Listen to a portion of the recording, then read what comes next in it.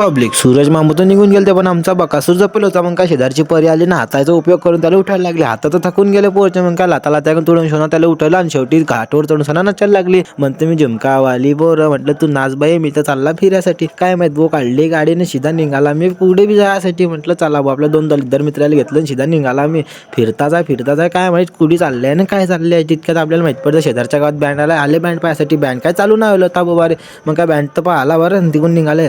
संध्याकाळी इकडे आल्यावरती भाऊ इकडे तर शेकोटी लावली तर ना हा भाऊ तर शेकोटीमध्ये काढ्या तर करतच राहतो. तुम्हाला तर माहित आहे तो कितला वच काय असं. तितक्यात तर 4 व्हीलर आली बाबा. म्हटलं सरके नाही तर आपल्याला चिंतून टाकीन. भाऊ यायच्या राजनीतीच्या गोष्टी तर काय संपताच नाही.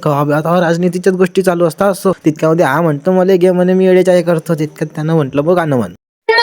तू अंगारों पे अलमा ओ बलमा अब ना भाऊने तर एकच नंबर गाणं म्हटलं म्हणून भाऊसाठी कमेंट सेक्शन मध्ये टाळ्या वाजवून जाणं नक्कीच जमा. असो जराशा झगड्या घेऊन घेतल्या व अशी मजाकवाल्यावर नाही तर तुम्ही म्हणसान रिअल मध्ये झगड्या घेताय. असो मजाक मध्ये लात मारली त्यानं सिरियसली घेतला आणि मागे पळाला हो. तितक्यामध्ये ती मागे पळाला म्हणून तो कसा वाहन असतोय माझ्यासाठी. असो त्याला तिकून घेऊन आला व खांद्यावर बसवण्याचं कारण तर रागो भरून झालं. तर मग काय बोलतो तो लाजायला लागला. म्हटलं नाही बे असं उचलणार नाही तुला आजपासून जाऊ दे. शेवटी मी चालला घरी तोच तुम्ही का फॉलो करू. जय महाराष्ट्र. भेटू पुढच्या ब्लॉग मध्ये.